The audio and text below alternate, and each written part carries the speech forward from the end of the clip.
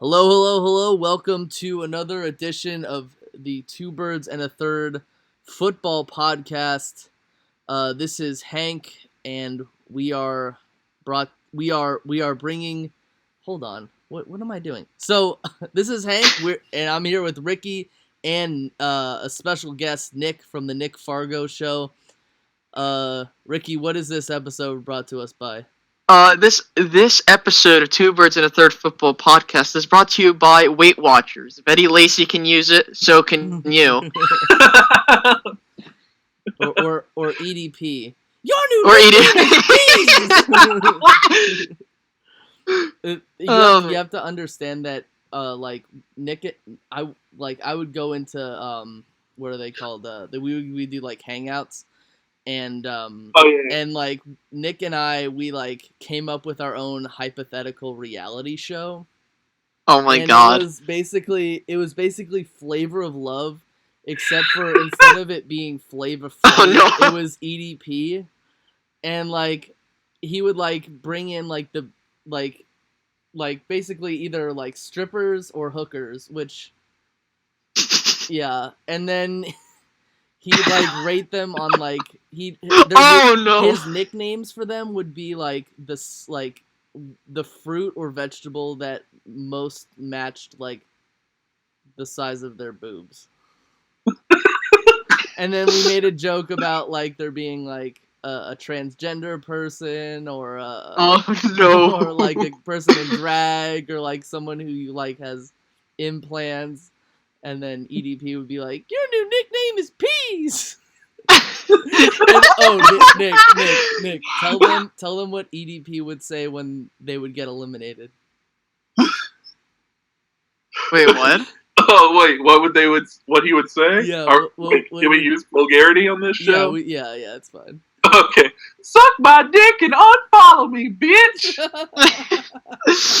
This should be his motto.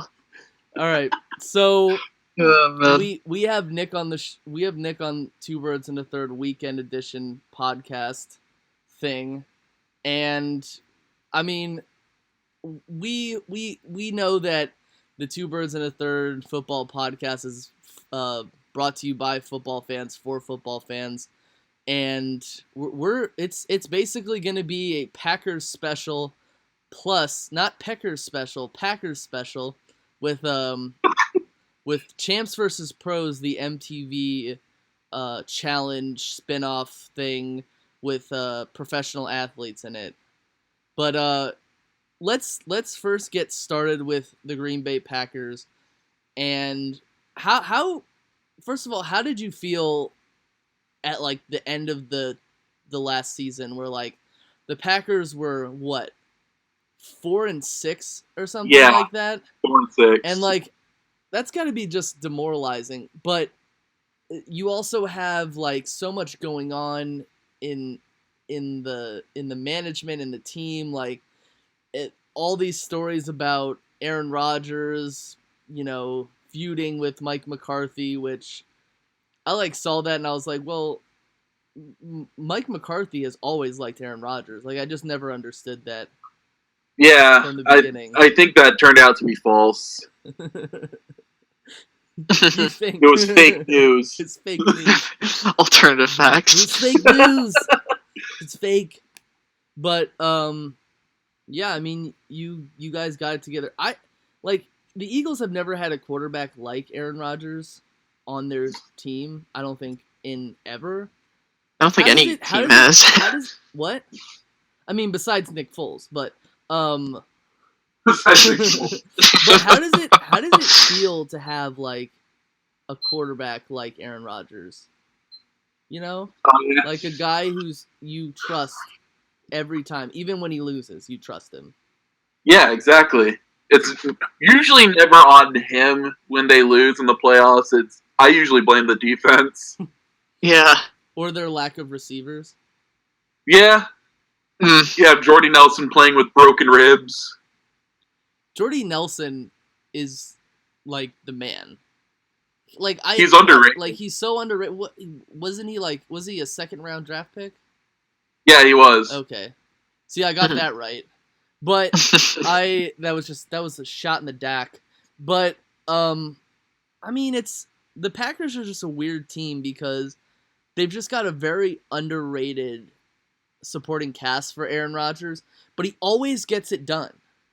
You know, Yeah. he always goes to the playoffs every single time. And I mean, I would say that his like younger equivalent would be like Derek Carr. I really think that Derek Carr and Aaron Rodgers are comparable players. You know, I can see that. Yeah. I think Aaron Rodgers is a little more mobile than Derek Carr. eh, I think you Yeah. got to give it time Yeah, you because gotta Derek give it Carr is time. still Yeah, developing. I have to give it time, but yeah. as it stands right now, Well, how did you like your draft?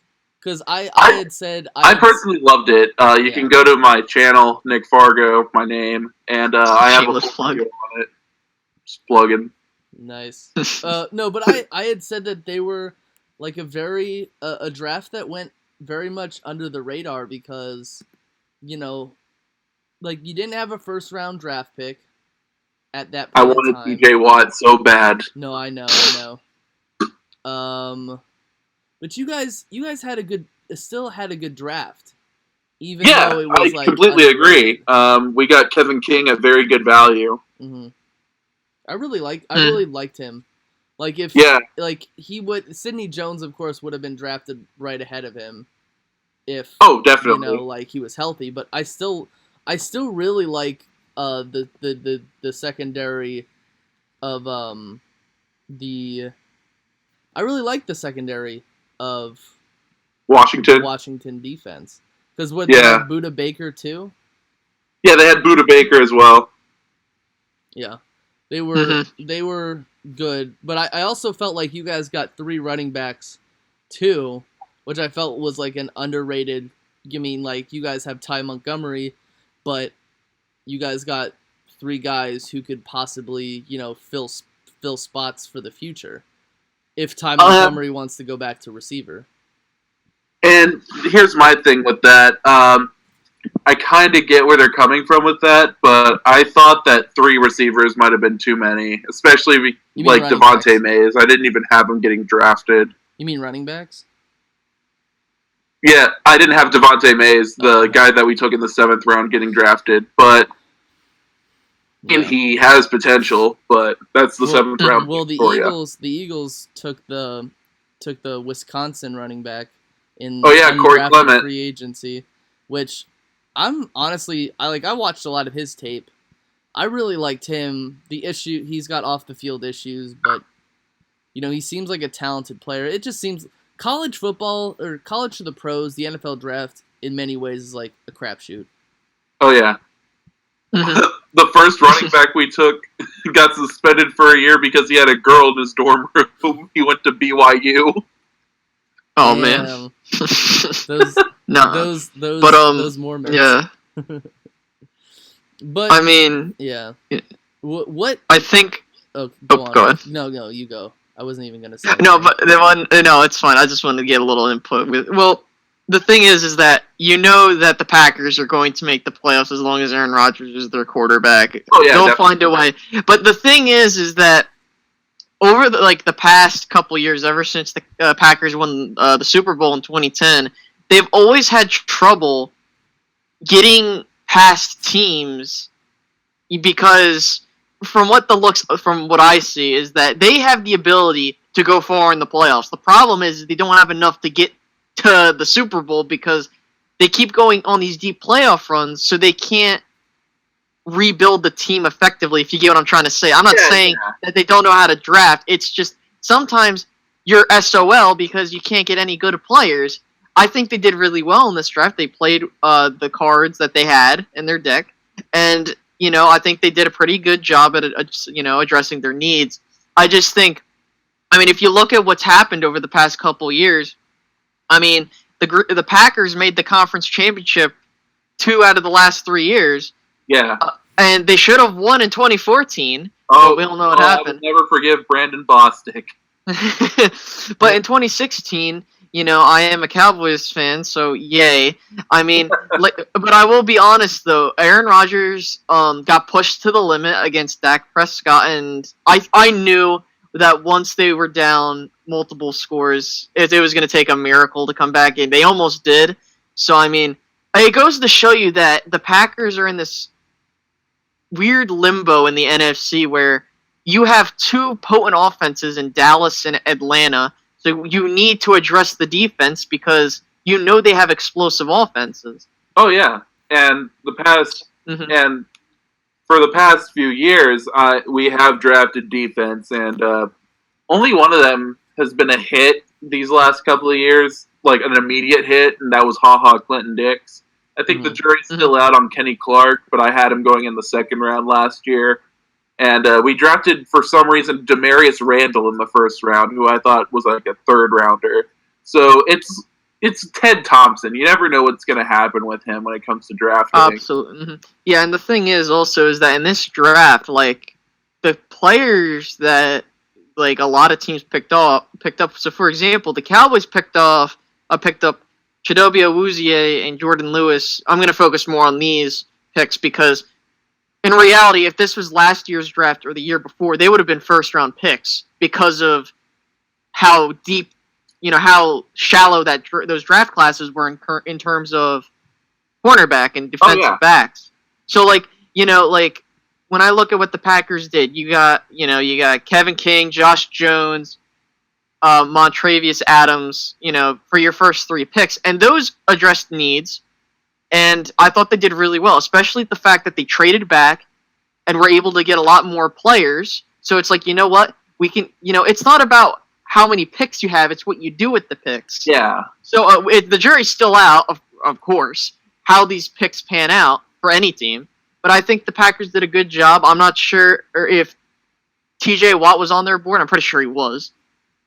But, I mean, if Kevin King was the number one player on their board and they got him in the second round, I think that was a great job.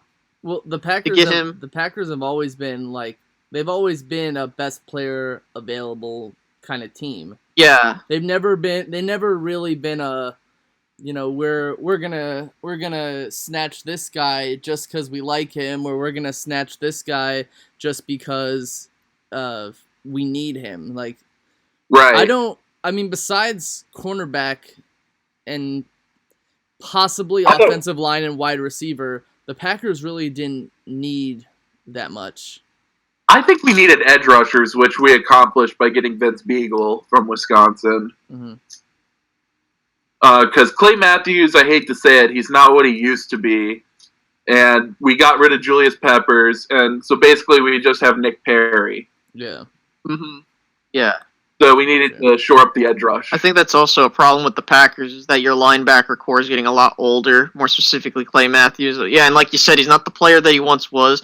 I mean, that's a thing, again, that goes back to if you're wanting to compete in this NFC, the NFC is becoming a lot more offensive-oriented. From years past, of course, you had Seattle's defensive dominance, and you got, of course, their defense resurging. But, I mean, if you look at how the NFC is beginning to play out in the long picture, you're seeing two teams that have become very potent offensively, so you have to that with at least a good defense. Yeah. Well, I think our defense was good in certain spots. For example, we were ranked 8th in run defense. Yeah.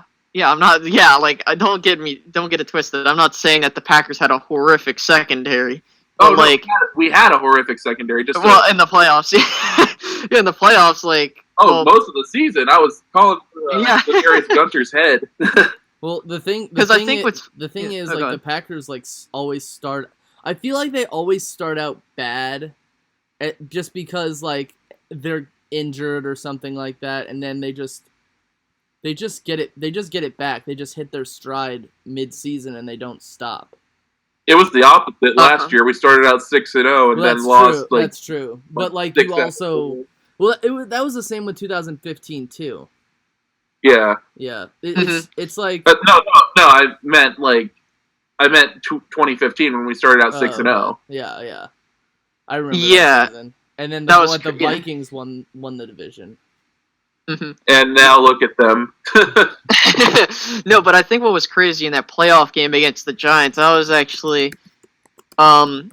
like if you're like I'm not sure what your initial reactions were, but like when I was watching that game, I'm like, wow, the Giants are doing a pretty good job at Lambeau, but this is, and I think this is going to impact the Giants. We're not going to talk about them in detail, but like, just to go into some form of, with the Packers, it's like you have to get the jump on them early, or they will come back and beat you. That's what happened with the Giants. The Giants had so many opportunities to put the game away in this first half. Like they dropped like 2 touchdown passes, and they only scored 6 points, and then you had the Packers take the lead late, and then they just blew the game wide open at the end. That Hail Mary to Randall Cobb. Oh my! I lost it when I watched it. I was like, oh my god! Like as soon as that happened, the game was over.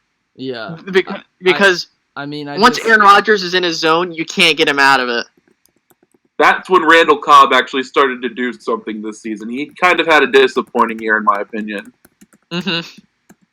Yeah, it's just, that playoff game was really looking like every other Packers-Giants playoff game.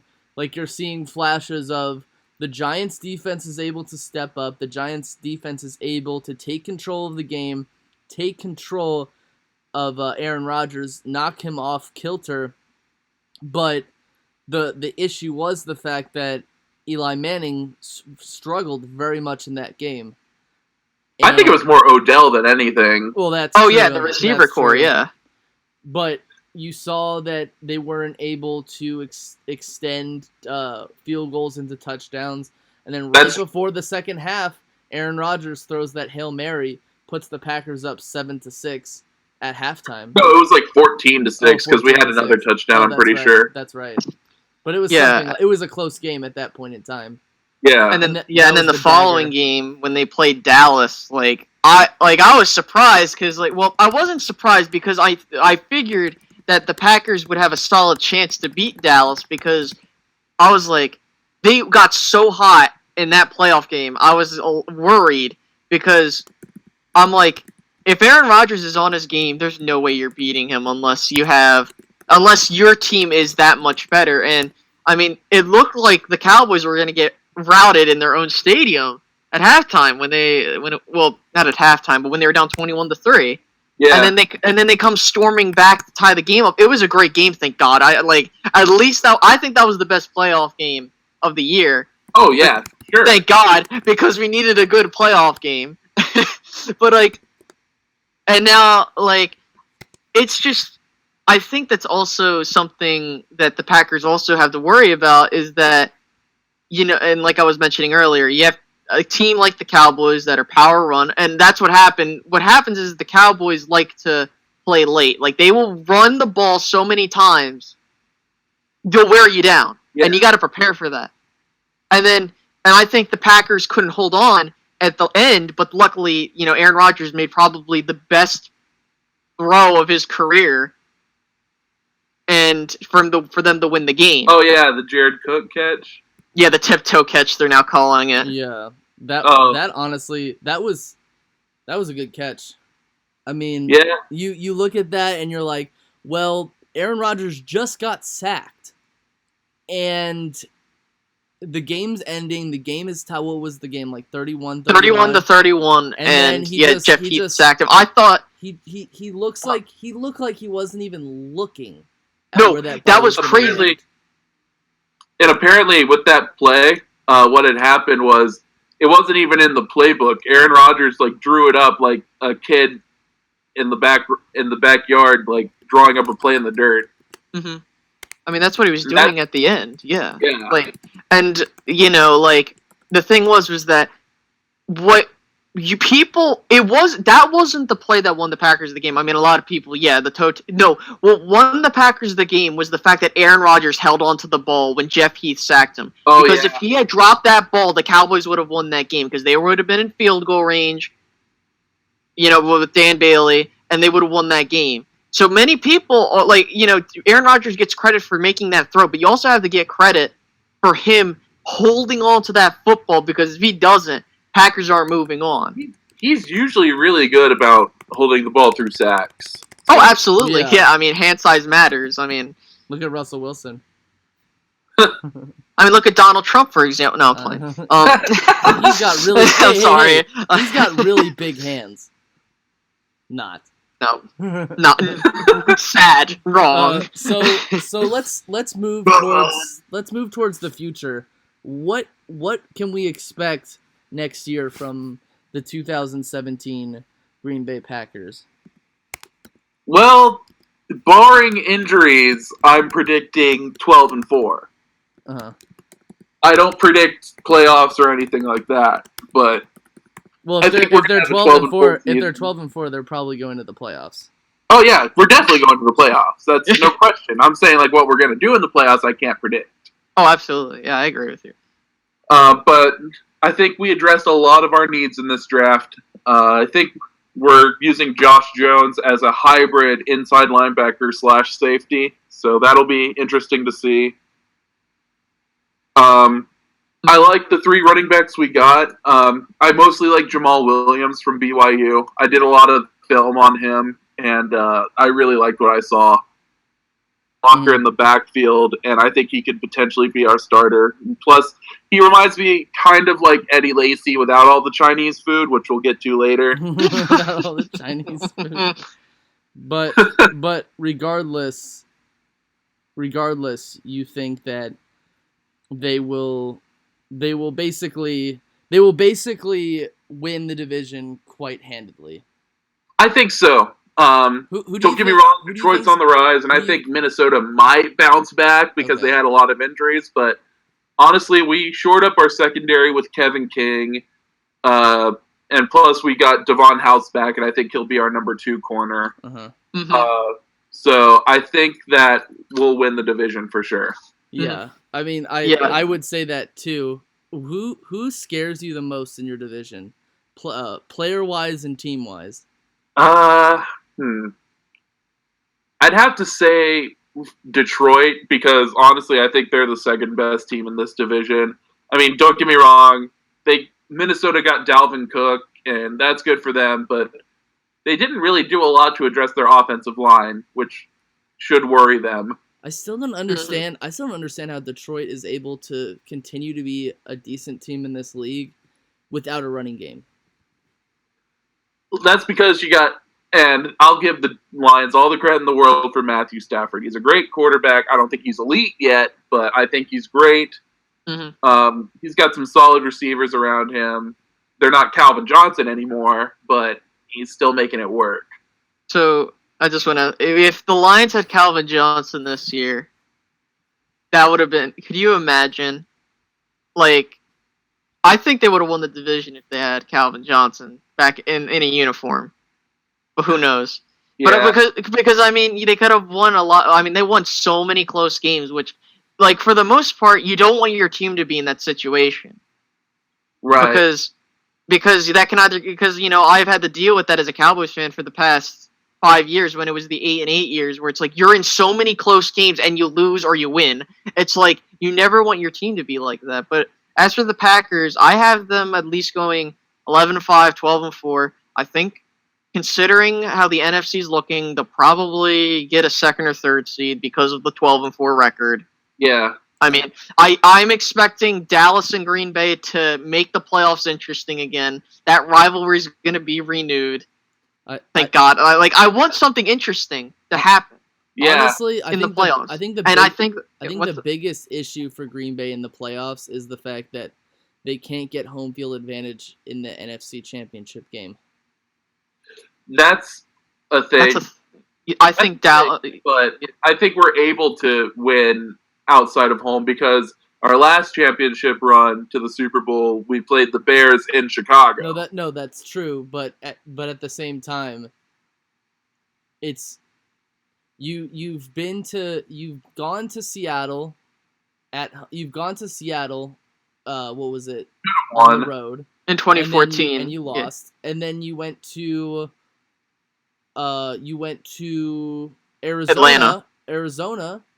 Oh yeah, Arizona. Arizona. Oh my God. And Arizona is a very tough place to play in the playoffs, and plus, we should have had coverage on Larry Fitzgerald in the first place, and that. Well, overtime. it was like a broken zone play. Yeah. So like you can't really your defense. It was just a good play by Arizona to begin with, and then you have to go to Atlanta, who's the best. You've already lost there during the season, so it's like it's tough. You just never know. Like home field advantage is home field advantage, and you can play well on the road. Oh, I'm not doubting that. I'm just. I mean, yeah. For us to win. But at the same time, it's like I think that Dallas win let the air out of Green Bay. Yeah. Because they reached. Sorry to cut you off, but like to reaffirm that, like, yeah, I think what Green Bay also showed is that you don't need. Well, I mean, any team could say, yeah, like there's been teams that have been first seeds and they got knocked off many times, and 15-1, 2011. Yeah, Green Bay's done that before. But I think when you're looking at how if the Packers get a home bye, like if they get a second or first seed, they're gonna win a playoff game. That's like nearly certain, unless like they go 15-1, then that's different. But no, and they play the Giants. No, oh God. But on a very serious note, the Packers. If you know the Packers have home field advantage, they're for sure gonna win a game. Unless they're playing a team that's suited in that kind of weather, then if you remember, the 2013 San Francisco 49ers, that's an exception. Went straight into. We didn't have like any good safeties. You guys were also like 8-7-1 that season, so yeah. It was like Aaron Rodgers and his broken collarbone. They went straight into the legitimate frozen tundra, not just like, oh, it's just cold outside. It was like that frozen tundra ice bowl thing. Yeah. Mm-hmm. But I think we should transition to Eddie Lacy, or the guy who I would like to call Teddy Lacy. I call him Eddie Lazy. What is Eddie Lacy's favorite food? I hear it's like Chinese food or McDonald's breakfast. Like everything.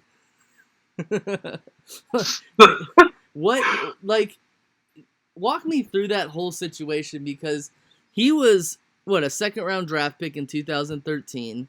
He was a player who went to Alabama too, right? So he was an Alabama running back. So lesson to everybody out there: don't draft Alabama running backs.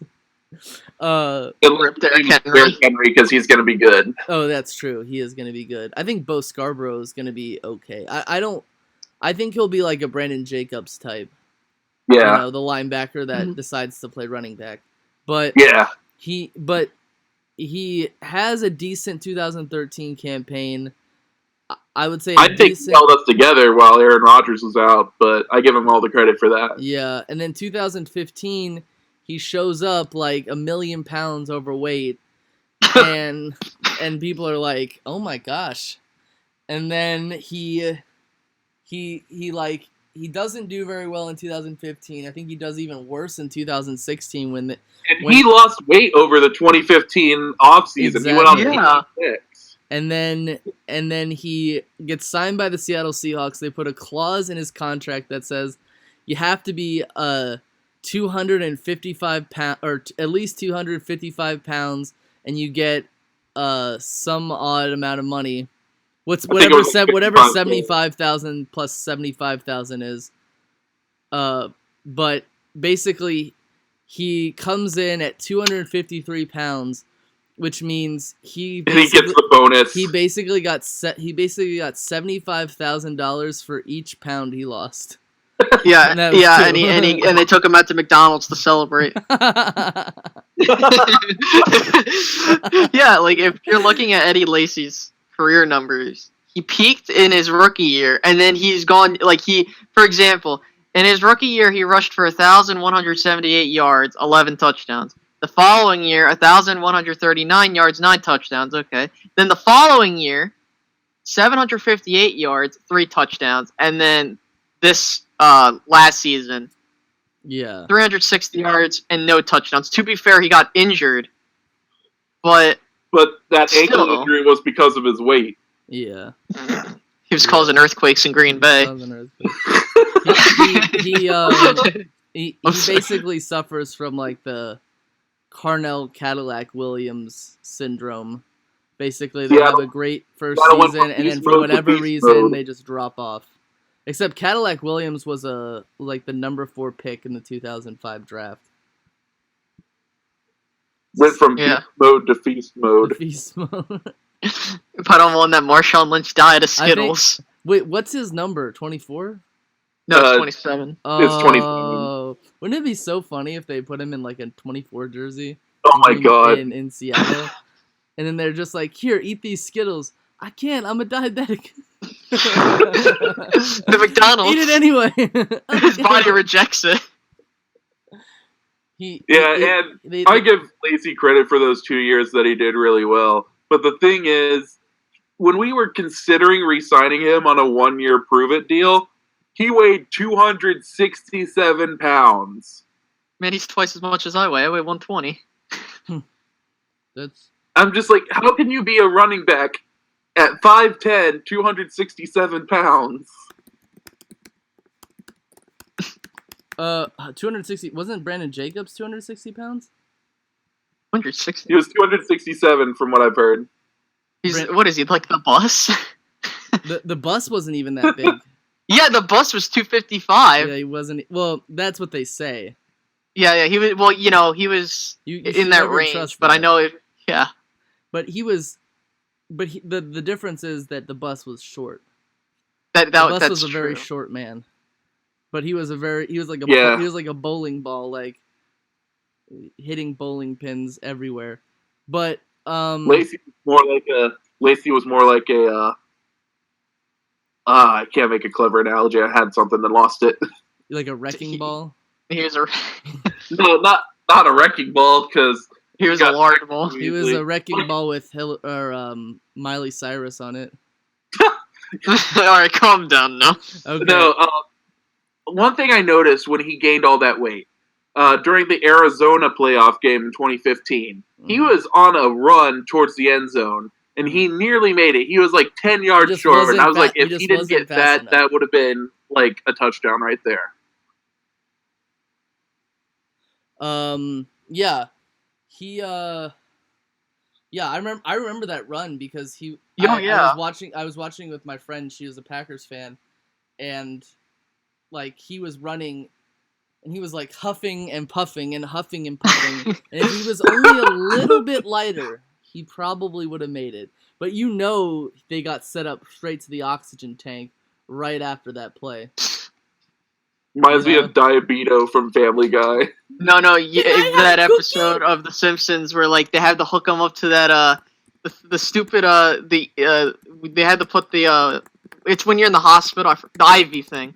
Like they set him up and it's like chicken nuggets in it, and it goes directly into his bloodstream. Mommy, can I have a cookie? No, Diabito. No. You go to kitchen. Oh. Aaron, can I have the football? No, Eddie Lacy. Now roll back to the sideline. Oh my god. That we would make fun of that all the time in like Google Hangouts. We would just be like, "Mommy."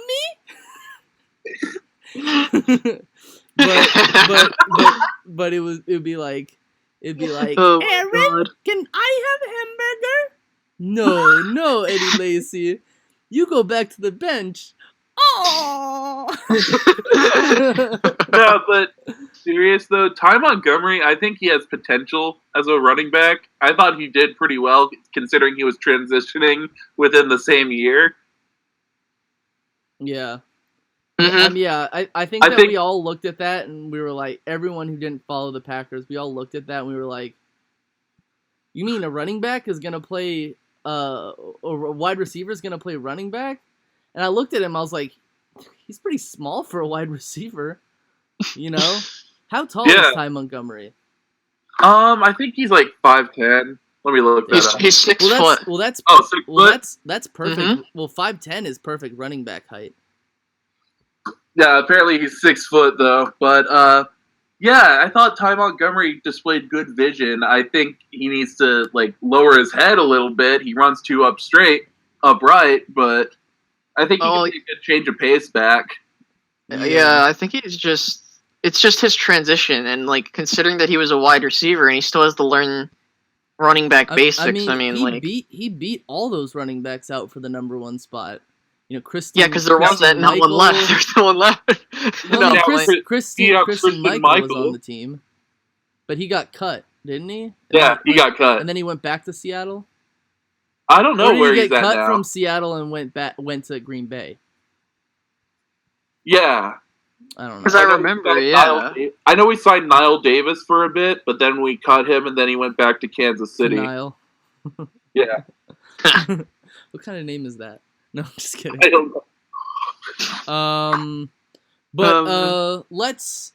I think we've exhausted all of our energy on Eddie Lacy or Eddie much energy as he exhausted on that Arizona Cardinals run. Right.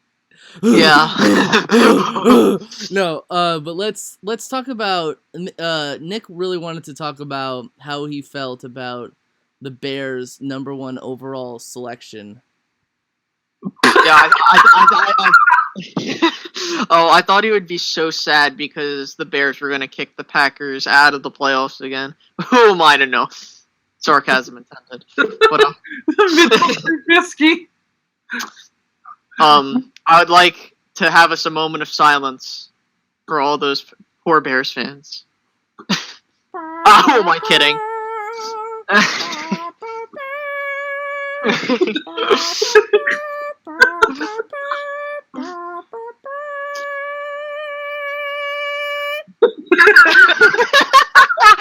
and then Brian Urlacher takes the bugle out of the guy's mouth and just slams it against the ground. He's just like, "Get the fuck off my stage!"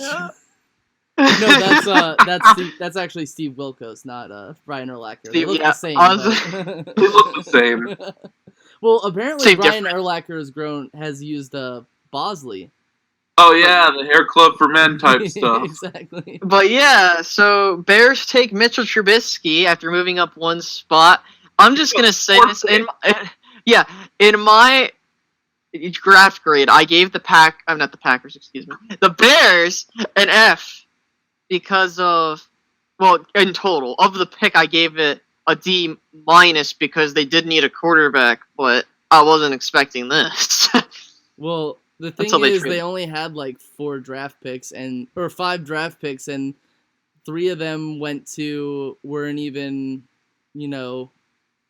from big Power 5 conference schools or BCS schools. They drafted a guard instead of an offensive tackle. If anything on their offensive line needed to be improved, it was offensive tackle.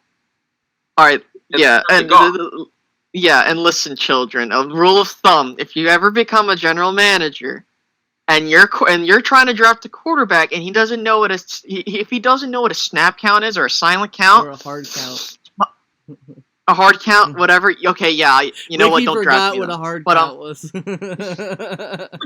Yeah, I'm that frustrated with what the Bears did, and I'm not even a Bears fan because it's just what are you doing? It's Adam Sheen, who went to Ashland College, gets drafted in the 2nd round. But it's like I'm still kind of mesmerized by how the 49ers basically swindled the Bears. If you can imagine, the 49ers were I have younger siblings. It's one of those things where you're I really want to have, I want to come up with a candy reference, but I know somebody in the audience is going to be like, "Hey, it's phallic statements." But I traded Pokemon cards back in the day, right? You traded Pokemon cards. So did I. But okay. I remember when my sister once opened a pack of cards, and there was a legit Charizard in that pack, and the whole thing about trading is you always wanted to get the best deal, right? Yeah. So I'd be like, one of the cards that she really liked that I had was like some silly like Pikachu card, which I had like a million of those, and she like really wanted it. She like I always saw her like taking it away, like sneaking it out of like my binder or whatever. And I was like, okay, you can have that Pikachu, but you gotta trade me your Charizard. And Oh, she was no. like, Oh my God. she was like, here. But like a Charizard card was like $15 to $20, but a Pikachu was like 25 cents. I mean, granted, each and every one of those cards should have been 25 cents, but like, yes, yeah. Speaking of cards, I actually have like I forget who the name of the guy is. He played baseball, and like my mom had the card since like the 80s or 70s or whatever. And like it's worth over $2,000. Shoot. Yeah. But basically like it was just a swindle deal, because the 49ers, I don't think the 49ers were ever going to draft Mitch Trubisky. Right? No, they weren't. They weren't. And like I think what they did was they got the Bears to thinking, well, either we're going to pick him or the Browns are going to trade up with us so that they can pick him. But the Browns were never going to do that. I don't think the Browns were ever serious about doing that, because I think that they had a plan during the draft that if they didn't feel like certain players were draft worthy, now if the Browns had the 12th pick, I think they would have picked Mitch Trubisky if he was there. But they were under the thought process that we're going to trade our picks. You know what I'm saying? Because they could do it. Yeah, the Browns. But they were going to keep all of their picks and trade down if they needed to, because they wanted to get more picks because they're a rebuilding team. And I guess like that freaked the Bears out or something like that. The Bears could have gotten Mitch Trubisky if they had traded. Put. I still would have given it a bad grade. But they also would have had more third round. They would have had more draft picks too. Exactly. And that would have been a little bit of a higher grade rather than an F or a D, because you're not trading away assets to move up. Like this thing, if they had done first round picks to move up one spot and pulled like a Redskins just to move up a couple spots, like I would have. Oh my God! They had a chance to get Solomon Thomas, who would have fit in perfectly with their defense, in my opinion. Oh yeah. But the thing is, this. You know what this reminds me of? This reminds me of when the Jaguars took Blaine Gabbert over J.J. Watt. Right, now he's haunting them. Yeah. But oh my God. No, I mean we can all look at like draft picks like that. I mean, there are so many drafts out there where like for instance, the horrible quarterback draft of the 2013 NFL season, where the number one prospect at the position was Geno Smith. Geno Smith, and he was drafted in the second round. And then the first pick was like number 13. Buffalo picked E.J. Manuel, which was not nowhere near as good as Jameis Winston. He was like that was like, I mean, that was a tough period because like the NFL was still like, well, we could use the read option as our offense because it worked for RG3 and Russell Wilson. Colin Kaepernick. But like that whole it stopped really because EJ Manuel couldn't win and he got injured all the time. Obviously, he wasn't an NFL quarterback. But yeah. But the thing about Mitch Trubisky is, I think that he has a chance to succeed, but the Bears are just a bare bones team right now. They don't have two running backs. They don't really have anyone at wide receiver. They don't really have that good of an offensive line. They've got two potential quarterbacks, which I don't know who they're going to start. Are they going to start Mike Glennon, or are they going to start Mitch Trubisky? That's what the plan is. They said they're going to start Mike Glennon, and then they're going to put Mitch Trubisky in. But here's what's interesting, and I think why they picked Mitch Trubisky over others. I think it's just so that their general manager can buy more time to have his job secured. I think I'm not sure if you heard reports, but John Fox reportedly did not know that the Bears were going to take Mitch Trubisky until the day of the draft. Jesus. And so I think when you're looking at this, it's purely a move to ensure that the general manager can stay in his position for 3 to 4 more years. And for all we know, hey, Mitch Trubisky might end up becoming a decent franchise quarterback, but if he doesn't pan out and he becomes the next Blaine Gabbert, then this screwed. Could definitely set back the Bears. Yeah, it's just unfortunate. Even more than they were already set back. They just don't have anyone around him that can help him out. So he's gonna like eat his oats, you know. And they didn't really have that many draft picks, so they're going to be exponentially bad for the future. Exactly. But if you have one bad draft, that could set you back 2 years. Yeah, and another critique. I said this before. They drafted a guard when their offensive line, the best part of their offensive line are their guards. Like, why wouldn't you draft an offensive tackle? That's your weak point on your offensive line. Who is their general manager? Ryan Pace. Right, yeah. Who? He's Ryan Pace. Never heard of him. Yeah, exactly, because he's that bad of a general manager, and no one knows him. Except for Bears fans. The Bears fans don't even know him. Yeah, they don't even. They're like, who's our general manager? I don't know. Some guy. All right. Some guy. All right, so I think we've exhausted all of our Eddie Lacy energy on that. I don't think the Bears are going to be that good next year. I could be wrong. We could all be wrong, and we could all be called losers and told we don't know anything about football. But anyway, so we're gonna move on to actually, like, everyone has their, like, dirty TV show pleasure. Like, I know a lot of people who used to watch Jersey Shore. Hey, right? Don't make fun of my state like that. Hey, they were my state too. So yeah, that is true. Well, it's like everyone has, like, that kind of thing, but, like, mine is the Challenge, formerly known as the MTV Challenge, formerly known as the Real World Road Rules Challenge.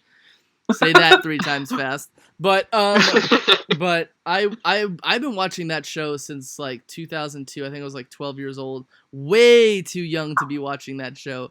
But it's basically a show where reality TV stars basically compete for money. And they've been going strong since, like, 1999. They just came out with a spin-off show called Champs vs. Pros, where amateur reality star athletes face up against professional or former professional athletes in order to gain cash prizes and or not cash prizes, but gain money for a charity, which is very unlike the regular show because the contestants are doing whatever they can to basically get, like, hundreds of thousands of dollars for themselves. So at least at this point in time, they're doing it for like a good cause.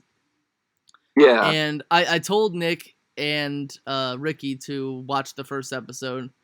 And I guess I'll get your guys' input on the show, and then I'll introduce the contestants, you know. So what did you guys think of, like, the first episode, like, as people who had never watched the source material before? I thought it was kind of interesting. I mean, it's not my cup of tea, but I like that what they're doing for charity and all that. What do you think, Ricky? Yeah, I mean, I'm not into MTV at all, so you know what? I was like, you know what? Might as well watch it, see what it looks like. I mean, I enjoyed what they're doing, especially since it's for charity. I mean, especially when you're looking at these players, it's like these are professional players in their sport, and it's like it's really interesting because it's like it's not like they're doing this for personal gain. They're doing this for charity, and they even when they lose, they still raise money for a charity of their choice. Yeah, which is really good. Yeah, the two that were eliminated both got $1,000 each for their charities, which that's pretty good. And I'm glad that Victor Cruz is out there being the host instead of TJ Lavin, who honestly, whenever I see TJ Lavin these days, he just looks bored. You know, like he's been the host of the show for what, like he's since like 2005. He just looks bored. You know, I think his bald spot is as big as mine now. But like, but I don't hate him, but my issue with him is that like, A, he's just like really monotone. B, he gets really mad at people for quitting. I think there was a point in time, there was one show called The Island where like they were stuck on an island. It was kind of like survival. It was kind of like survival style show, but they were stuck on an island and they got to like do like these things called face-offs between 3 players. And this one girl named Ashley, she like hurt her toe. She like cut open her toe. And she was like, well, if I'm going to get a key to like go on, basically, I want to compete now. And TJ's like, well, you might as well just quit because you're not going to win. And like, she actually does pretty well. And in the end, she doesn't end up winning. But in the elimination ceremony, when you're supposed to like beg people for votes, she's like, well, you know, you're going to make the decision that you're going to make. There's nothing I can say to go against that. And TJ's like, well, it sounds like you're quitting. I was like, you just told her to quit like that day. So he's just like he's like a grumpy guy. But so I'm going to go through the cast members, starting with the champs. The champs are any challenger who has won an MTV challenge, which sometimes they win as a team, sometimes they win with a partner, sometimes they win individually. And I'll give like a short stint about them. So the first is Ashley Kelsey, who is on Real World San Diego. Her charity is Make-A-Wish Foundation. And I don't really have much to say about her. She's just kind of vanilla. She's just kind of like there. But yeah. Ashley Mitchell, also known as Smashley, from Real World Explosion. Facing her charity is strangely enough facing addiction. She's known for her outbreaks and her outbursts and macking up with a lot of guys on the show. So I wouldn't say that she's like a slut, but she's like, she gets wasted all the time. She probably knows how to party. Camilla from the Spring Break Challenge. She's like this Brazilian firecracker who every season has a Camillinator moment where she just flips out, where she just like goes full Terminator mode. She just like yells and screams. Yeah. And her charity is Men with Dreams. Cara Maria Sorbello, who I like to call the female Captain Jack Sparrow, because that's what she looks like. She's from Fresh Meat 2. Her that's charity, sexist. ASPCA. She's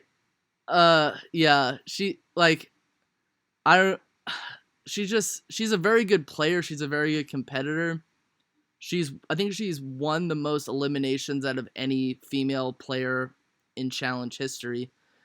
But yeah, CT from Real World Paris, the guy who's been known for getting disqualified for punching people out the most times, known for the what is it, the quote, "I'm gonna smash his head and eat it too." He's just like he's overgrown. He's from Real World Paris. His charity is Graken Center for Addiction Medicine, which he suffered from addiction. He suffered from he did like a lot of coke for a little bit between like 2007 and 2008. Right. Darrell Taylor, boxer from California, from Road Rules Campus Crawl. He's been to 7 challenges, won 4. So at one point he was like the challenge champ of challenge champs. His charity's March for Dimes. Johnny Bananas, the human banana cockroach man, backpack. There was one elimination. Where do these names come from? Where are these names coming from? Oh, okay. His name is Johnny Bananas, but they call him Backpacks because in an elimination, CT once had him on his back like a backpack, and he was just like walking, like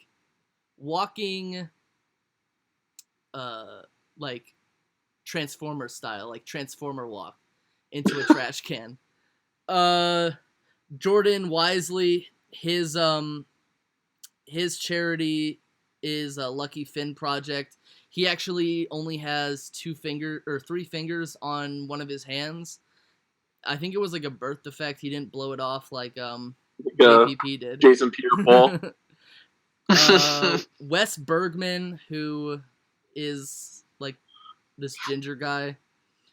Real World Austin, American Cancer Society.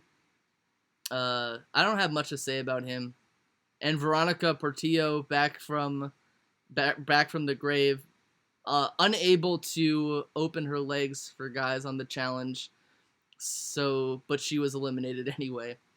And then you have CM Punk, Gus Kensworthy, Camarian Wembley, Lindsay Jacob Ellis, Lolo Jones, the Loudmouth, Louis Vito, Luis Hazel, Sean Merriman, fresh off from smacking Tila Tequila in the face, Tia Blanco, and Candice Wiggins, the WNBA player. Sorry that took a long time, but I had to like introduce it. I mean, yeah. I mean, the last time I watched MTV regularly was when Beavis and Butthead came back in 2011. That's the only time I've watched it. That's the only time I've watched MTV. Like, you know. The thing that I liked about the show is like, I kind of like the banter. The banter was kind of fun, like when like Johnny Bananas was like, "Oh, we're gonna beat." No, that sounds like a mobster name, like Johnny Bananas. Well, the funny thing is on his show, like a bunch of like on his original season, which was Key West, back in like 05, 06, they all took on like fruit names or like food names. So like there was a character named Paula, and her name was Paula Walnuts. And then there was Svetlana, but people called her Coconuts. So and her nickname is Peas, bitch. Nickname is Peas. But like they say Johnny's nickname is Bananas because there's a rumor that he's kind of small. I can't corroborate them because I've never seen his assets, but like or his family jewels. But that's why apparently he's called Johnny Bananas. But I like the show because of like the banter. I thought apparently it did well in the ratings, you know, and I did like the fact that, you know, the people who got eliminated did get to take home money for their charity, you know. Yeah, which was pretty exciting, and it was good to see Victor Cruz out there. I was expecting a few salsa dances, but was kind of upset that I didn't get a chance to see one. Right. But, yeah, I don't think I'm gonna like review them all on this, but I just wanted to like introduce it because it's something that I like and will be watching, but and has to do with like sports. Spurts. Growth spurts. But honestly, I was kind of disappointed that the champs weren't able to finish. You know. Yeah, it was rigged. No, I'm playing. It was rigged. Apparently, .57 the Russians interfered. 0.57 million Fake news. people. 0.57 million people watched it. But yeah, fake news. It was a conspiracy. That's what Alex Jones says, apparently. They're turning the freaking frogs gay! I'm not... We'll do it live! The funny thing is, I had a conversation, and we'll probably be on for like 5 to 10 Hold on, wait a minute, hold on. Wait a minute, something just came. Hold on, I'm looking at the comments, and apparently someone's trying to call me out. Oh, Jersey Chris. Defend your earlier podcast about why the Giants are overrated. Okay. Now, before I get into why I think... Okay. Where I rate the Giants they are a 10-plus win team, okay? They're a 10-plus win team with their defense. It's really good. And I think that they're going to contend for a playoff spot. I mean, you can back me up and fact check me on this because I've said this before. The thing is they're overrated in the department and that they are a perennial Super Bowl contender. And the reason why I say they're not is because their offensive line has holes. Eli Manning is declining, and we don't know what he's going to do this season. For all we know, he could fling 40 touchdowns. Again, the league is very unpredictable. The reason why I say they're overrated is not that they're not going to make the playoffs. It's not that kind of overrated. Okay? You guys get me? It's like more of a... Well, you also said they were going to win. They were going to go to the playoffs. Yeah, and that's my point. The reason why I said they were overrated was in the fact that they're not going to beat teams like Atlanta, Green Bay, Dallas, because of the holes they have. And every team has holes. I mean, that's really... But the thing is that the reason why I think the Cowboys are a better team than the Giants in terms of the team to beat is because the Giants beat the Cowboys by a combined 4 points in 2 games. Mm-hmm. We haven't seen... if the Giants dominated the Cowboys, that's a completely different thing. Their defense matches up really well against their offensive line and run game. Okay? That I admit. And I'm not... And again, if you think that I'm saying that the Giants... Or you're going to call me a hypocrite, no, I might have not have clarified myself in my statement and why I think the Giants are overrated. And when I first said that statement, I kind of had to rush it because we were trying to get to other topics. I'll tell you how to beat the New York Giants. Wear the color black. Oh yeah, true. no, but I'm looking at their schedule. I think the Giants can win 10 games or 11 games. Yeah. I think that they can challenge for the NFC East crown. That's not. Yeah, I don't think. I just think they're overrated in the department that they aren't going to get past teams like New England, they can't beat those kinds of teams because of they didn't address the offensive line. You could say, well, we picked up X free agents, but the thing is that you can only do so much with those free agents, and Eli Manning can only do so much. Your running game questionable. You have wide receivers, okay, but that's good for Eli Manning because he has weapons. He has a defense now. And yeah, you can win games. I'm not denying that. But the thing is that they can't get far into the playoffs because of how Eli Manning is positioned and how the offensive line is set up, running game, etc. Ricky, you get what I'm saying? Ricky, that isn't enough. What you just said, there was absolutely no evidence in what you just said. Oh yeah, I know. I'm sorry. None of your points were valid. Yeah, none of my points are valid because, it's sad, wrong, no. Wrong. It's all fake news. Wrong, fake news. Wrong. No, I mean, no, I don't. But this is the last time. No, Saudi King. Sorry to cut you off, but I need to. This is the last time I'm saying this. If these Giants fans are gonna dislike me for having the position I literally just stated, there's something wrong. Okay, okay. I'm not going to change my position to make you happy. This is what I feel about the New York Giants, and I don't care. I know I'm a Cowboys fan. That's why I say take my opinion with a grain of salt. But wait, I'm sorry because apparently because I'm a Cowboys fan, I can't talk on the New York Giants. That's right. Oh, I'm sorry. We're not gonna suck your D on this podcast. Exactly. I'm not here. Unless you're Nick Foles. Exactly. But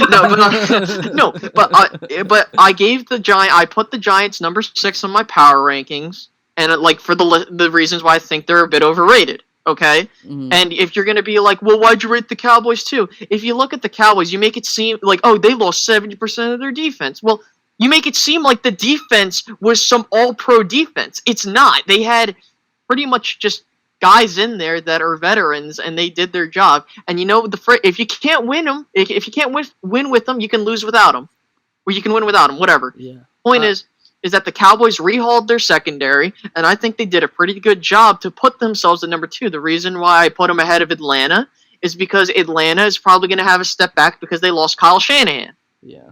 I mean, don't tell fans that though. Oh, yep. But that's the thing. I'm not going to do this anymore. I'm not going to try and baby Giants fans and make it seem like their team is the greatest ever. They are the. They're a good team. They are the greatest. Oh yeah. They are. Eli Manning is our Lord and Savior, and we must make sure that he is put into the Hall of Fame, and he's the greatest quarterback of all time. No, but listen, I'm just gonna end on this note. Look, I don't like how these Giants fans are disliking the video just because. You know, they're like, oh, but Eli Manning. It's like me and you think that Eli Manning is he's a good quarterback. He's the toughest quarterback probably of all time, probably tougher than Brett Favre in terms of durability. That's what I meant. I don't know. The amount of games Brett.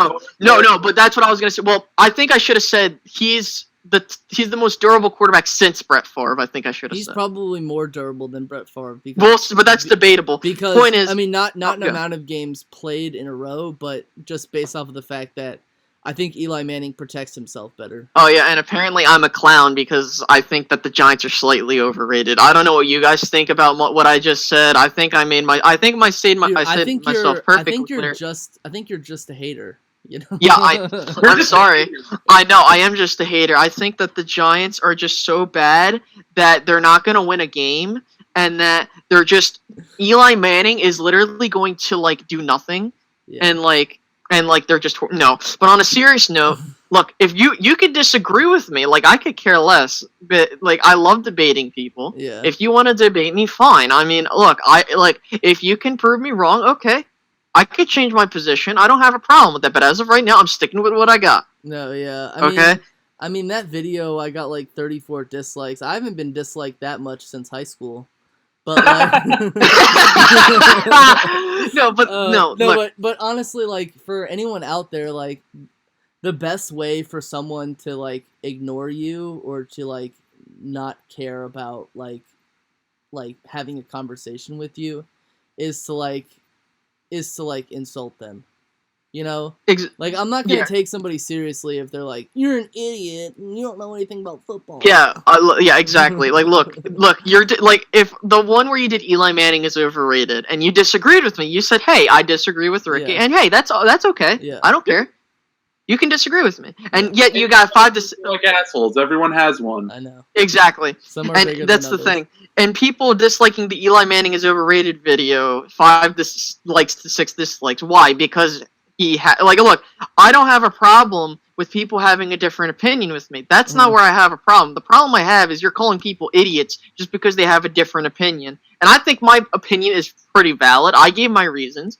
Like I said, the Giants have a good defense. The offense is questionable. They have good weapons. It's just I don't know what Eli's going to do. And I'll do power rankings for the most part throughout the season. Yeah. Hey, the Giants could be number 1. Giants could be number 20. Who knows? Mm-hmm.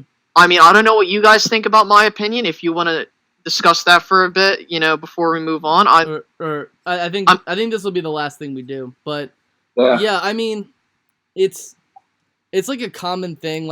Honestly, it doesn't take half a brain to know that, I'm those weak. Videos were Apparently made, I'm weak. What? It doesn't take anyone with half a brain to know that the videos that I made and the videos that I uploaded were bait videos,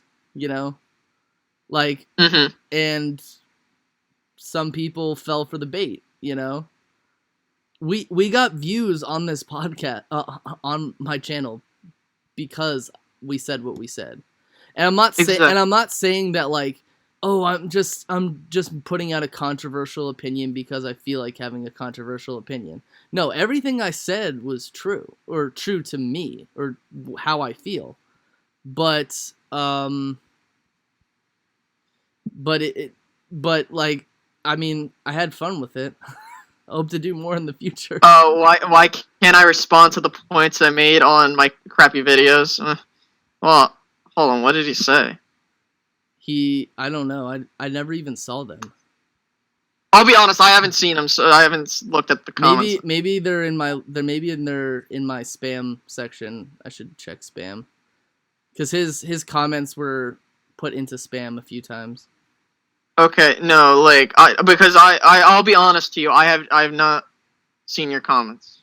Like, yeah. I'm being dead serious. Like, I'm not even lying. Like, swear to God, I have not seen your comments. No, I'm not Skip Bayless. I'm just saying. No, I understand. I'm responding to the comments.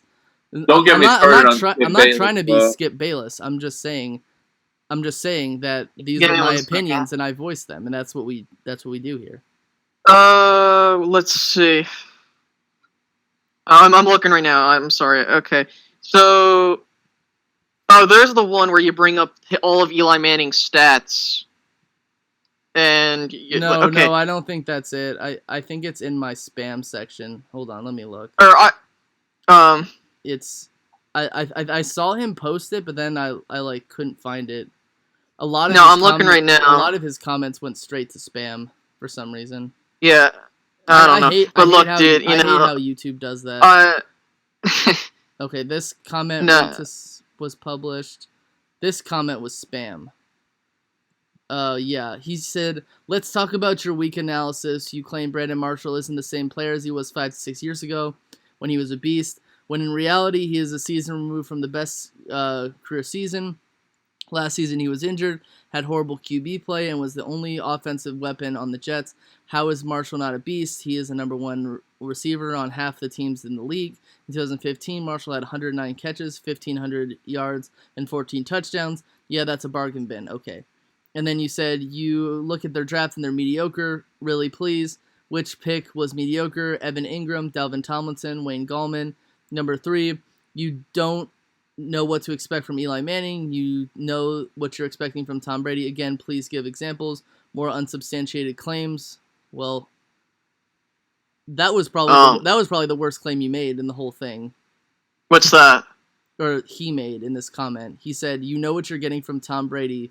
He said that your claim was unsubstantiated when you said you don't know what to expect from Eli Manning. You know. What I meant by that was because when you go into a game, like, I mean, you can see this over Eli Manning has a track record. I mean, like, there are games where Eli Manning can throw 4 touchdown passes and he plays a really good game, but then there are some where he just throws intercept. Like, for example, like last year against the Redskins. Eli Manning trying to lead a game-winning drive, throws a pick. Mm-hmm. Game ends. Then, like, you'll have a game like in 2015 where he slings 6 touchdown passes.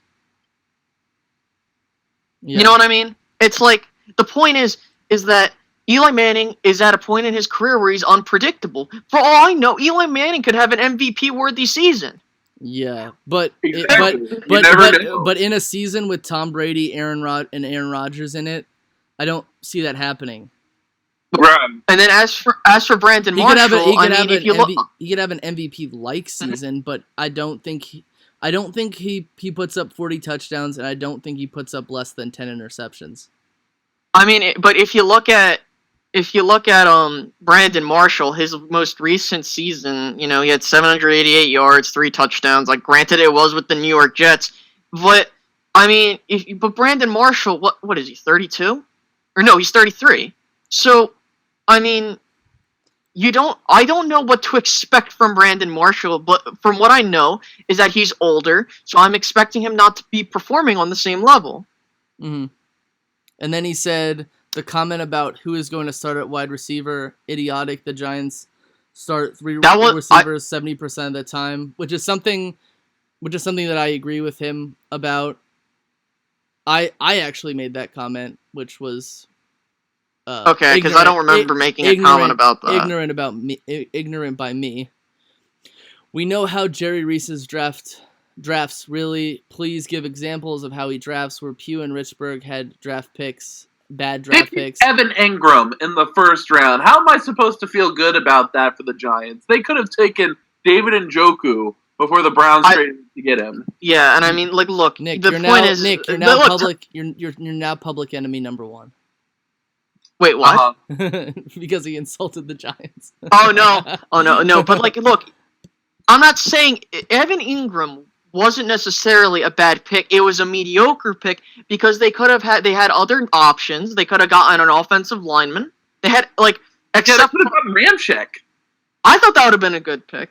But I mean, like I said, and not only that. Before I go back, when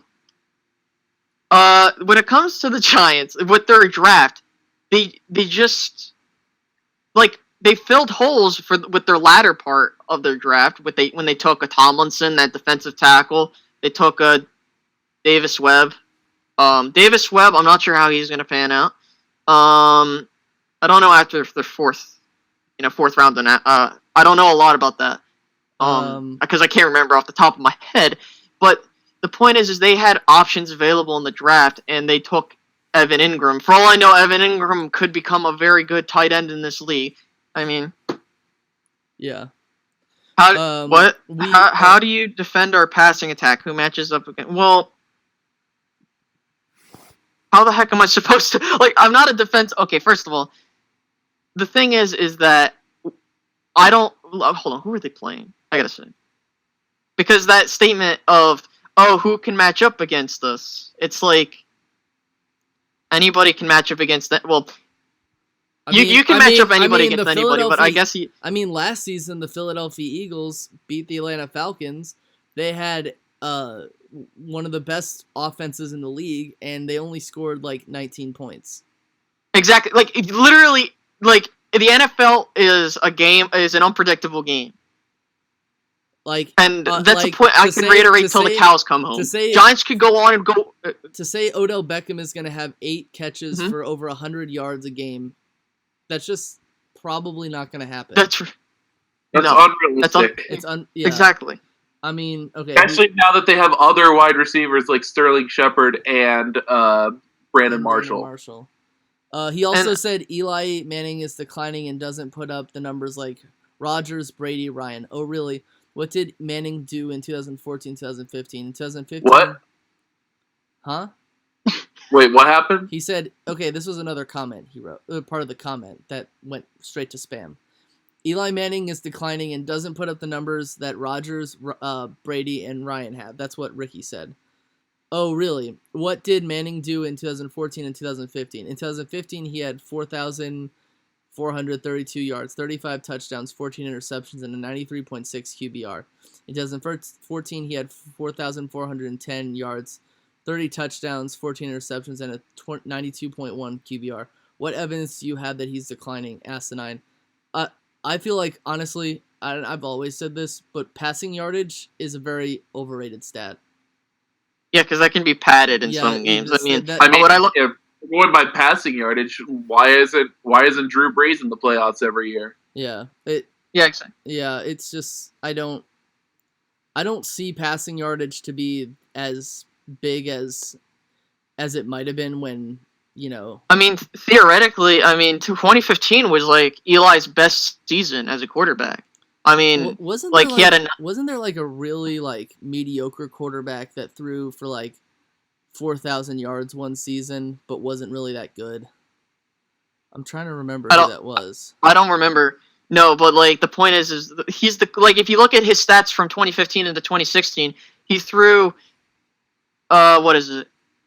He threw 26 touchdowns to 16 interceptions.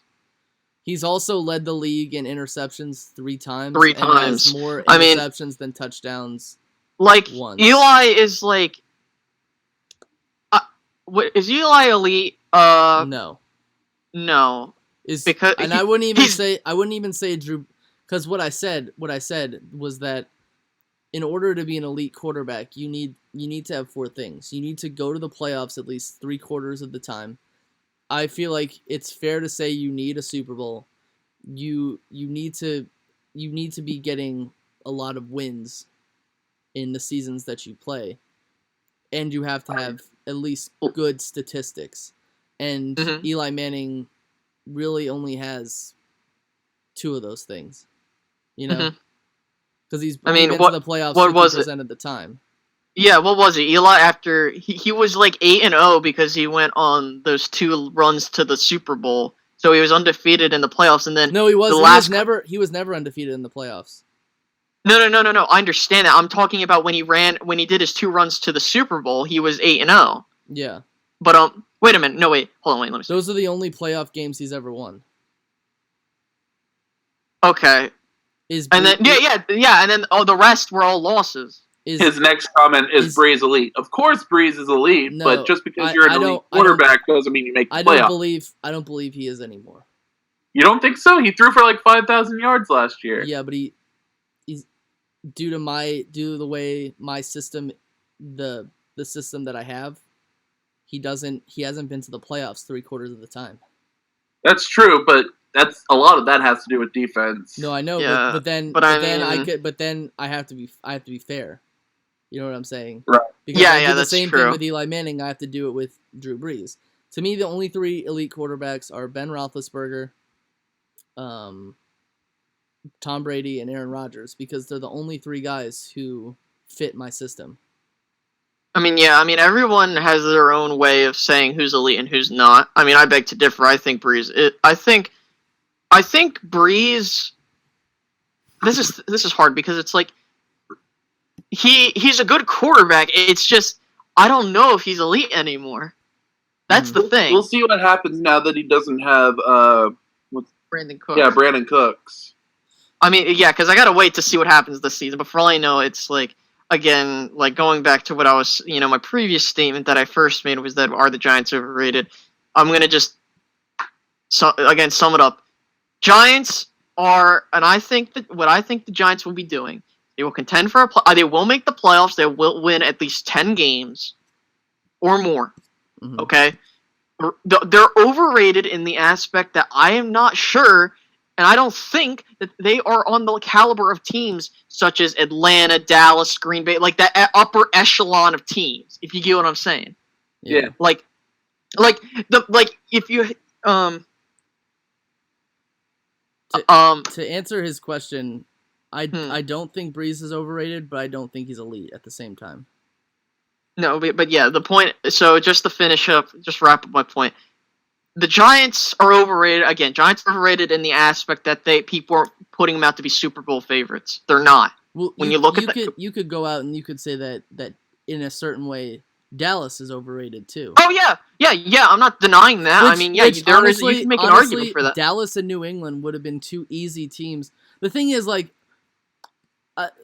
we all didn't get a chance to say like what teams we thought were overrated.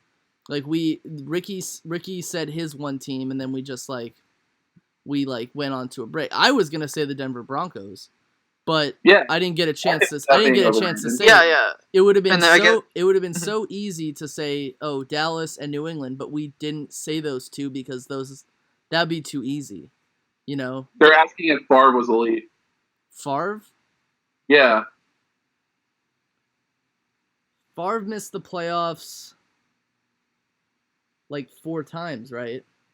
Yeah. He won a Super Bowl, led in stats. Yeah, I'd have to say Favre was elite. Yeah, I would have said. Yeah, Favre was elite. Again, I say that because he makes my. He was able to. He makes my qualifications. I'm not saying qualifications. My qualifications. Qualifications. No, but the thing is that I thought I made decent points. I mean, if you want to say Dallas is overrated, okay. I think that, I'm not saying they're going to win 13, 14 games. They're definitely not. The schedule's win at least 10 games. I think they'll win 11. Mm-hmm. Part of the Giants. I mean, the difference is that the Giants and the Cowboys are polar opposites. Cowboys are strong offensively, and they have a mediocre defense. Well, I don't know how the defense is going to look because it's completely different. Giants, complete opposite. Mediocre offense, really strong defense. They match up well against each other. Point is that the teams they're in the top 10. Mhm. But the thing is I think Dallas is better because I think Dallas knows how to. Not only that, we haven't seen either of these teams. I know the Giants won both those games. They swept the Cowboys, but by a combined point total of 4. I mean, so I don't. These are just early. These are early power rankings. He knows, like. I even said that. Yeah, like the Cowboys could slide from where I put them at 2 to 32nd if they're that god awful, and the Giants can swing from 6 to 1 or 6 to 20. I mean, that's the glory of horrible things of power rankings. It's because you don't know where teams are going to be. I think that's where teams are right now. Things could change. Who knows? I mean, yeah, it's a crapshoot. And I don't. And also, I don't want to get called and be like, "Oh, you're just such a hypocrite. You're standing back from your statement." It's like, I just, clarified my position. It's just during that segment we didn't have enough time to go into detail. So, like you saw 6 minutes of that. There's no way that anybody could say that any player is overrated in 6 minutes. Yeah. Exactly. Like, if I had 10 minutes to, if I had the time like we have now to say what I just said, we also do a very bad job, or I do a very bad job researching the topics. So yeah. I mean, that's fault on our part. What's this? Giants 12-4 minimum. I don't see that with that schedule. Cool. No, I think minimum 10 games. At most, I can give them 12-13 wins, but no. How do you beat us? Just run the full. I don't like. That's such a peculiar question. How do you beat us? It's like, well, I mean, just it's not pressure Eli. At the same time, it's not our job to figure out how to beat the Giants. Yeah, like that's not my job to like. I'm not chasing carrot. I mean, how do you think the Packers will do this year? I say 12. Yeah, 12-4. I think 12-4, 11-5. Yeah. How does Dallas beat us? Well, their game plan mostly is just run the football and control time of possession, which they have done. Also, Dak is a second-year quarterback. To me, that second game was like legit to me, but how does Dallas have more talent than the Giants? Well, they have 3 All-Pro linemen. They have arguably one of the best, or arguably the top 5 running back. They have a top wideout. They have one of the best. They have like one of the best inside linebackers in the league. And now he's asking if Marino was elite. But didn't we already answer that question?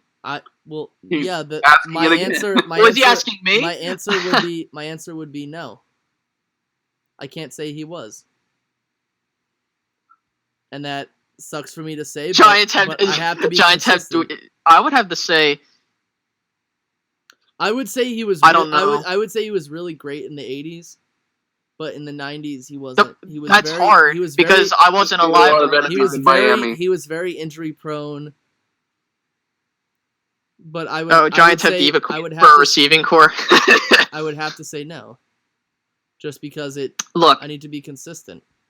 Yeah, I mean, but the thing is I need a track record between Dak Prescott and the Giants. Like, for example, look, who knows? The Cowboys could sweep the Giants. The Eagles can sweep the Cowboys. I mean... Well, the thing is, the first game, Dak wasn't expecting... That was his rookie... That was the first game he had ever played in, and he played pretty well. I mean, if Cole Beasley, I mean, we can play the what-ifs game, but if Cole Beasley doesn't drop that ball in the end zone, then the Cowboys probably win that game. Yeah, I mean, considering how does Dallas match up with the Giants? Well, evenly. It's even. Like I just said that they're like polar opposites in terms of their strengths. The Cowboys have a all-pro offensive line, and the Giants have an all-pro defensive line. And secondary. So, I mean, it's a battle of strengths, and it's really entertaining. And it's And the thing is, I think that Dallas really strengthened their defensive backfield. Exactly. They refurbished. They like Chidobe Awuzie. Yeah, but that's the thing. It's like what I hate so much is when people like they want to come at me and be like, "Oh, but the Cowboys lost 70% of their secondary." Like they make it seem like it was an all-pro secondary. It wasn't. It was just Claiborne had a good year. But the problem was that was a contract year, and we didn't. And he always gets injured, and I didn't. And I think, and he's a bust. As much as I hate to say that, but he was a bust. We gave Nick Perry plenty of chances, and he showed himself this year. Didn't you guys? Didn't you guys? Who's the other guy who played really well at cornerback? Who was like Brandon Carr? No, who's like a rookie who was a rookie last year? Oh, Oh, you're talking to him. Our no, on Dallas. Anthony Brown. Anthony Brown. He went to Purdue. Screw him. Do I think that they'll both have sophomore slumps? I don't think they'll win 13 games if that's what you're asking me. No, I don't think they'll win 13 games either. But I also don't think Dak Prescott will throw for 4 interceptions. No, he's gonna throw more. I think that 20 to 28 is a similar range, is a decent range in touchdowns. But I think he'll throw like 11 or 12 interceptions. He didn't really have to throw that much last season. Yeah, but Oh, wait. Who do you guys think will have a first? Prescott. I would say Prescott would have more pressure to have a sophomore slump because with Elliott, he's running behind woolly mammoths for God's sake. I know. So I mean, I would expect Dak to have if there was to have. I don't think both will have it. But Giants' run D is epic. Well, so is the Cowboys because I think they were first in the run or something. I know that seems ridiculous, but I think Dallas was ranked high in run defense because let me actually look right now. They were second against the run because teams had. I think that those stats are very misleading because you look at that and you think to yourself, well, Dallas probably scored first most times, and teams abandoned the run in the second half by the time they were. And I will admit that the stat is a bit stretched to exaggeration because Dallas would pound you, and then they would pound you with the run, and then you would have to pass the ball to get back into the game. But right. I'm actually trying to make a list of every quarter. I'm gonna work on every that. Quarterback, every not present day quarterback, but every modern quarterback, which I would say is 2000 from the year 2000 to now. Who are your guys' top 10 quarterbacks right now? I think I really can't answer that in 5 minutes. Of course, I wouldn't put anyone drafted before 2014 on that list because that's not really fair to say. Mm-hmm. So probably top 10. Brady, Rodgers. Brady, Rodgers. If we're just discussing right now, Roethlisberger from this season, next would be Matt Ryan because he was the MVP, and only because he was the MVP. I would say I think Julio should have gotten MVP. I think that Tom Brady should have got it, but it's whatever. Matt Ryan did have a really anyone on the good season. Falcons got. Oh, right now he's saying right now. No, I'm saying right now. But, yeah, but then I would say I would put Russell Wilson on that list because he has been excelling he has I think 2015 he had 36 touchdown passes. And then after that at the 6th position, I probably would have to say Eli Manning. At number 6. This guy's saying Marine could have a mega year. No, he won't. At 7th position. As much. At 7th position, I would say Matthew Stafford. 8th position, I would say. Who's in the league? I'm just kidding. No, but then I would have to say, because I can't put Derek Carr on the list because he doesn't hit my. I would say Phillip Rivers at number 8. At number 9. Russell Wilson? No, I have Russell Wilson at number 5. Oh, okay. At number 9, I would say Cam Newton, and at number 10, I would say Blaine Gabbert. Andy Dalton. Okay. But of course, you have to understand. Dak Prescott's not on this list. Understandably so, because Derek Carr's not on this list. Jay Cutler. Jay Cutler is definitely not on this list. No, but to address, wait, on the top 10 analyst list, right? He's gonna be so upset. Like, no, he'll be on that bike thing.